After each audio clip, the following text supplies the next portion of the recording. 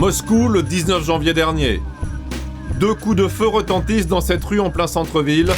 Un jeune avocat de 34 ans est tué d'une balle dans la tête. La journaliste qui l'accompagnait est aussi assassinée. Point commun, ils défendaient les victimes des guerres de Tchétchénie contre leurs bourreaux. 9 ans après la victoire militaire du Kremlin dans le Caucase, les armes parlent encore. La guerre de Tchétchénie n'est pas finie.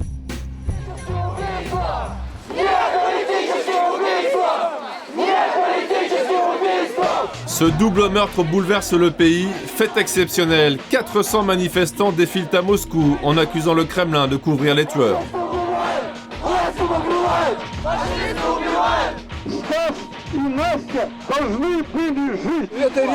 Notre manifestation, c'est une réaction au fait que le pouvoir agit comme s'il n'avait pas remarqué ces meurtres. Le président n'a rien à dire, c'est honteux franchement. La population est sous le choc. Ces meurtres la renvoient sur un champ de bataille que les Russes espéraient bien oublier, les atrocités commises en Tchétchénie.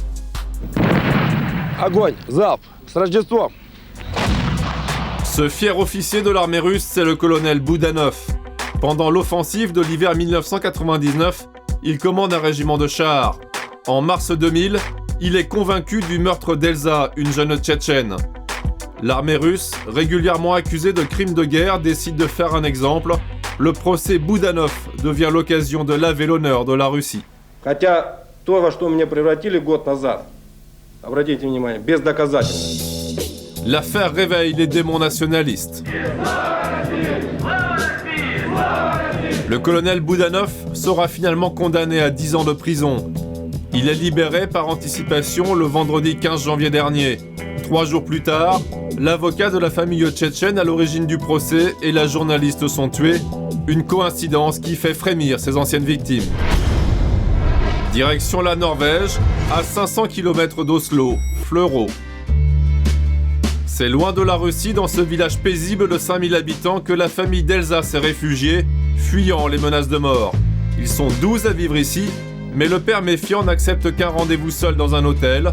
Pour lui, le colonel Boudanov, libéré, reste avant tout un tueur. Il est dangereux pour la Russie. Il a fait couler du sang innocent et il était prêt à recommencer. Regardez, 3 jours après sa libération, c'est sûr à 100% que ce meurtre, c'était lui ou ses amis. Il détestait mon avocat et il me déteste car je voulais savoir la vérité sur la mort de ma fille innocente. Même réfugiée en Norvège, la famille tchétchène reçoit encore des menaces de mort. Ils ont téléphoné à ma fille et lui ont dit qu'elle rejoindrait sa sœur dans la tombe. La police norvégienne est au courant. Le colonel Boudanov et ses amis vétérans de l'armée ont-ils voulu se venger presque 10 ans après les faits? Ou bien l'assassinat de l'avocat et de la journaliste participe-t-il d'un plan plus large pour éliminer ceux qui refuseraient d'accepter le nouvel ordre imposé en Tchétchénie? Destination Rostov-sur-le-Don. 1000 km au sud de la capitale russe, Rostov est une ville de garnison. C'est là qu'était basé le régiment du colonel Boudanov. Silence sur l'affaire parmi les militaires, mais l'avocat du colonel contre-attaque. Pour lui, Boudanov serait à son tour devenu un témoin gênant. De quoi aurait-il voulu se venger? Pourquoi s'en prendre à cet avocat? Certains veulent faire croire que c'est lui le responsable, mais pas du tout. Ce sont les Tchétchènes qui agissent et qui menacent mon client.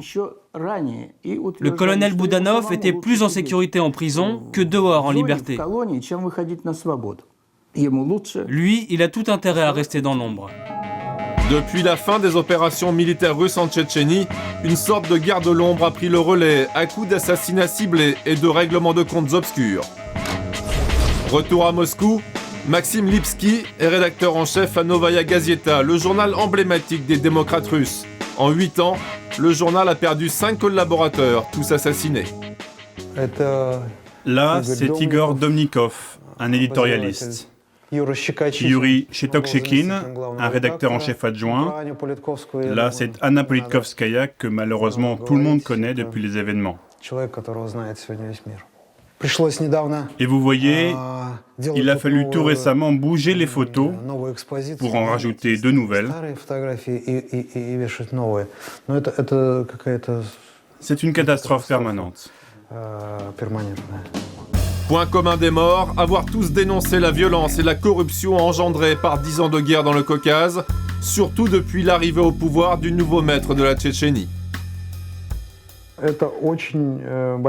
Il représente un très grand danger criminel. Beaucoup de gens qui sont liés au président de la Tchétchénie sont des individus qui font ce qu'ils veulent en dehors des lois. Ils tuent des gens dans la rue, ils font des raids sauvages dans le pays, et maintenant, ils font même ça dans toute l'Europe. La terreur serait donc orchestrée par cet homme, Ramzan Kadyrov, le président barbare de la Tchétchénie, installé par Vladimir Poutine. Kadyrov possède sa propre garde prétorienne. Cette milice lui permet de régner sur le pays depuis 5 ans. Kadyrov a la réputation de faire éliminer tous ceux qui lui résistent et pas seulement sur ses terres.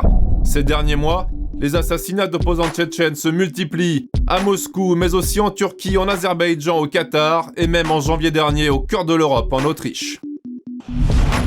C'est à Vienne qu'un ancien garde du corps du président Kadyrov est abattu en plein jour. Une semaine avant ce meurtre, un tueur repenti tchétchène s'était présenté à la police autrichienne pour prévenir du crime.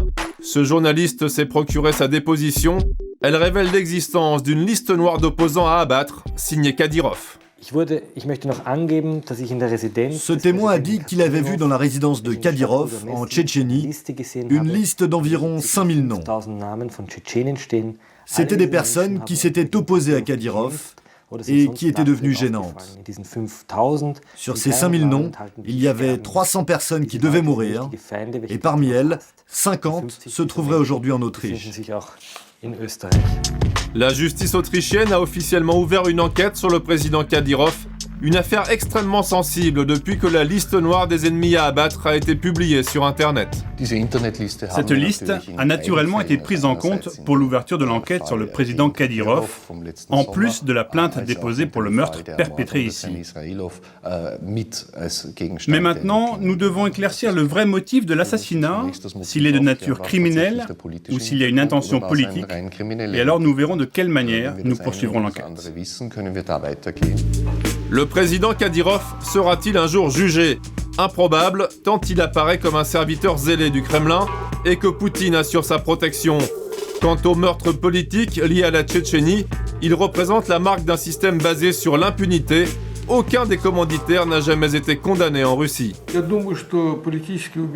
Je crois que les assassinats politiques vont se poursuivre en Russie, malheureusement. Il n'y a aucun signe indiquant le contraire. La situation est toujours tendue. Le pouvoir est toujours entre les mains des gens arrivés avec Vladimir Poutine. En plus, avec la crise, il y a plus d'opposants à contrôler, plus de critiques. Et du coup, le pouvoir est moins sûr de lui. Et donc, les raisons pour lesquelles on fait taire ou on tue les gens sont toujours d'actualité. 10 ans après la fin de la guerre en Tchétchénie, les séquelles du conflit hantent toujours la vie politique russe et le permis de tuer n'a pas été annulé.